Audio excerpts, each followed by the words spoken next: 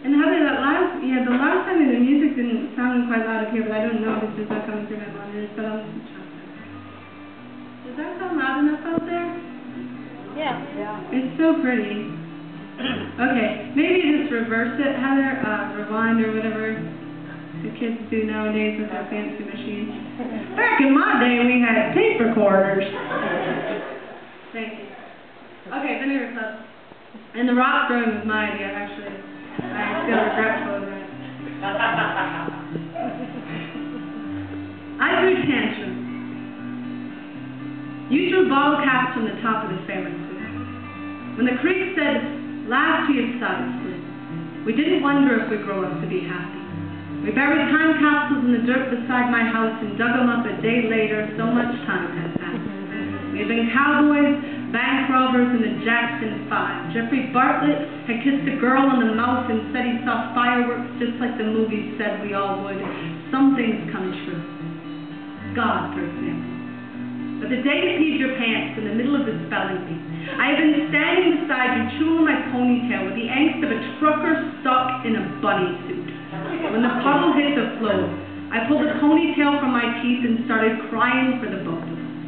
On the playground, I wanted to tell you your hula hoop could be the Jolly Green Giant's halo, but you were wearing pants from the Lost and Found box, so I said, you hula hoop like Elvis. He's a king, you know.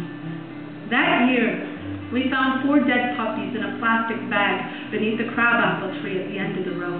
I knew immediately, puppies are expensive to raise. Children are too. There were months when the radiator of your rib cage wouldn't keep your heart warm, even though your father kept pounding on it with the back end of a broomstick. You could go the entire week without speaking a word. I knew that silence kept his spine from becoming their wishbone. So for you, I let my hair down. To cover my eyes from the scenes in your movie, Rescue kept clicking past, and I would laugh at my own jokes. You told me they weren't funny, but I was funny to look at. I wore tiny pieces of tinfoil around my crooked teeth, stuffed plastic Smurfs in my underwear to build a penis that wasn't there, and I was constantly pretending to swear. Holy shit, I'd say.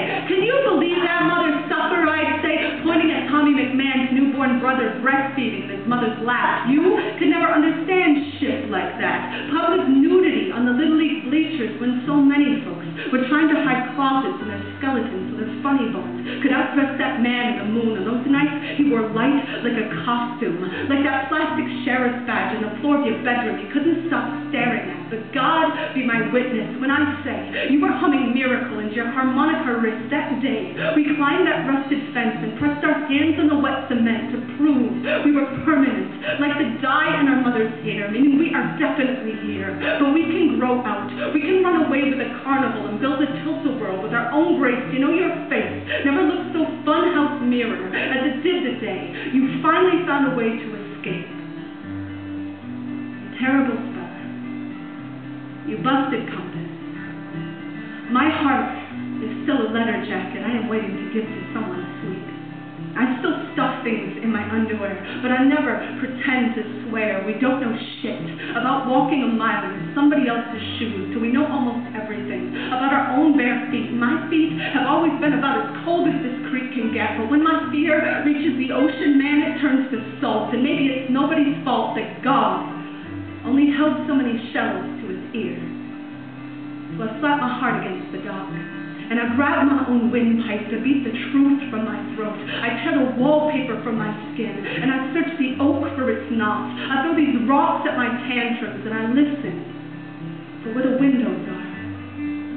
Can you hear that, friend? Can you hear the breaking? It is the holiest